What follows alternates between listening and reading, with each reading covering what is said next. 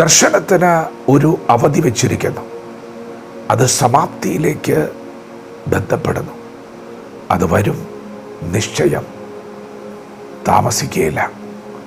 ദൈവത്തിൻ്റെ മാറ്റമില്ലാത്ത വചനം ശ്രദ്ധിക്കുന്ന പ്രിയപ്പെട്ടവരെ, ദൈവം നിങ്ങൾക്ക് നൽകിയ ദർശനത്തിന്, വാഗ്ദത്തത്തിന് ദൈവം ഒരവധി വെച്ചിട്ടുണ്ട്. അത് സമാപ്തിയിലേക്ക് ബന്ധപ്പെടുകയാണ്.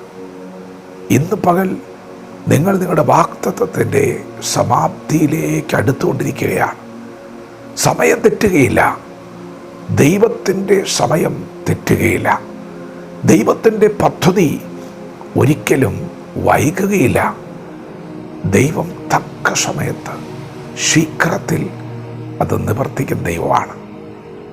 നമ്മുടെ പൂർവ്വപിതാവായ അബ്രഹാമിനോട് ദൈവം പറഞ്ഞു, നീ ബഹുജാതികൾക്ക് പിതാവാകും. അബ്രഹാം വാർദ്ധക്യത്തിലാണ്, ശരീരം നിർജ്ജീവമാണ്, സാറയുടെ ഗർഭപാത്രം നിർജ്ജീവമാണ്.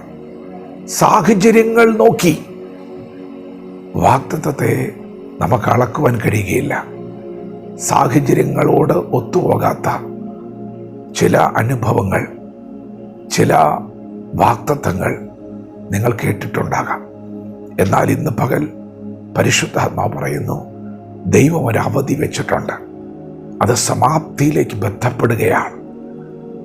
യോസേഫിൻ്റെ ജീവിതത്തിൽ ദൈവം നൽകിയ ദർശനത്തിന് ദൈവം ഒരവധി വെച്ചിരുന്നു. ആ സാഹചര്യവുമായി, അവൻ കടന്നുപോയ വഴികളുമായി ആ വാഗ്ദത്തത്തെ നമുക്ക് ഒത്തുനോക്കാൻ കഴിയുകയില്ല. പൊട്ടക്കിണറ്റിലും അടിമച്ചന്തയിലും പോത്തിഫറിന്റെ ഭവനത്തിലും കാരാഗ്രഹവാസത്തിലൂടെയൊക്കെ യോസേഫ് കടന്നുപോയി. പ്രിയപ്പെട്ടവരെ, ദൈവം എന്നെ മറന്നു, എന്നെ കൈവിട്ടു എന്നുള്ള ചിന്തകളൊക്കെ ശക്തമാകാൻ സാധ്യതയുള്ള വളരെ പ്രതികൂലമായ സാഹചര്യങ്ങളിലൂടെ ഭക്തന്മാർ കടന്നുപോയി. എന്നാൽ ദൈവം വെച്ച അവധിക്ക്, ദൈവത്തിൻ്റെ സമയത്ത് ആ വാഗ്ദത്തത്തിൻ്റെ നിവൃത്തി കണ്ടു. പ്രിയപ്പെട്ടവരെ, ദൈവം നിങ്ങളോട് പറഞ്ഞ ആലോചനയ്ക്ക് ഒരു സമയം വെച്ചിട്ടുണ്ട്. അത് ഒരിക്കലും തെറ്റുകയില്ല. അത് സമാപ്തിയിലേക്ക് ബന്ധപ്പെടുക. ഇന്ന് പകലും സമാപ്തിയിലേക്ക് ബന്ധപ്പെടുകയാണ്. നിങ്ങളതിനായി കാത്തിരിക്കണം, ക്ഷമയോടെ കാത്തിരിക്കണം. വിശ്വാസത്താലും ദീർഘക്ഷമയാലുമാണ് വാഗ്ദത്തങ്ങളെ നമ്മൾ പ്രാപിക്കുന്നത്. പിതാക്കന്മാരൊക്കെ അങ്ങനെ കാത്തിരുന്നവരാണ്. അതുകൊണ്ട് ഇന്ന് പകൽ മടുത്തു പോകാതെ വിശ്വാസത്തോടെ കാത്തിരിക്കുക.